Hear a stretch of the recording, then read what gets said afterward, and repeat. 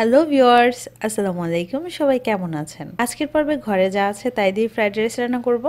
আশা করছি ভালো লাগবে। চলেন ফ্রাইড রাইস রান্না করি। ফ্রাইড রাইস রান্না করার জন্য আমি এখানে প্রথমেই 1/4 কাপ পরিমাণ তেল নিয়ে নিলাম।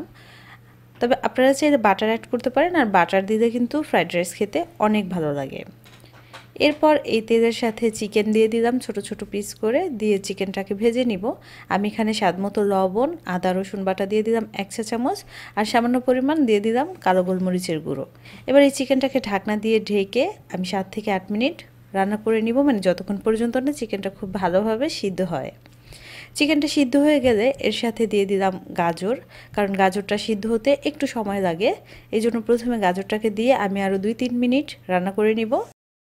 এরপর আমি এর সাথে অ্যাড করে দিলাম বাঁধাকপি, আর বাঁধাকপি দিয়েও একটু নেড়ে চেড়ে মিশিয়ে নিব যতক্ষণ পর্যন্ত না বাঁধাকপিটা নরম হয়ে আসে। এরপর এই চিকেন আর সবজিগুলোকে একটা সাইডে রেখে আমি 2টো ডিম দিয়ে ডিমটাকে স্ক্র্যাম্বল করে নিব, আর এই সব কিছুকে মিশিয়ে নিব। এরপর এর সাথে অ্যাড করে দিলাম 1 চা চামচ পরিমাণ সয়া সস আর 1 চা চামচ পরিমাণ টমেটো সস। এরপর আবারও সব কিছুকে নেড়ে চেড়ে মিশিয়ে নিব। আর আমি কিন্তু চিকেন সিদ্ধ করার সময় লবণ অ্যাড করেছিলাম, আর ডিমটা স্ক্র্যাম্বল করার সময় লবণ অ্যাড করেছিলাম। তারপর সয়া সস অ্যাড করেছি, সেখানেও লবণ আছে। তো এই পর্যায়ে আমি আর লবণ অ্যাড করব না। তো রাইস যখন অ্যাড করব তখন লবণ অ্যাড করব। এবার এর সাথে অ্যাড করে দিলাম কাঁচামরিচ, পেঁয়াজ আর ক্যাপসিকাম। সব কিছুকে নেড়ে চেড়ে একটু ভালোভাবে মিশিয়ে নিয়ে আমি আগে রাইসটাকে রান্না করে নিয়েছিলাম, আর সেই রাইসটাকে আমি ফ্রিজে রেখে দিয়েছিলাম।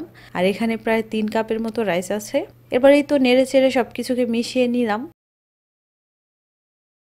আর রান্নাটা এই পর্যায়ে অলমোস্ট ডান। এবার এর সাথে আমি কিছু পেঁয়াজের ফুল অ্যাড করে দিলাম, তবে আপনারা চাইলে কিন্তু পেঁয়াজের পাতাও অ্যাড করতে পারেন। এবার আবারও নেড়ে চেড়ে মিশিয়ে নিলেই আমাদের ফ্রাইড রাইস রেডি। তবে আপনারা চাইলে কিন্তু এখানে সামান্য পরিমাণ টেস্টিং সল্টও অ্যাড করতে পারেন, তাতে খেতে আরও বেশি মজার হয়। তো তৈরি হয়ে গেল আমাদের ফ্রাইড রাইস। বাসায় এভাবে ট্রাই করবেন, আর খেতে কেমন হলো কমেন্টস করে জানাবেন। সবাই খুব ভালো থাকবেন। আল্লাহ হাফেজ।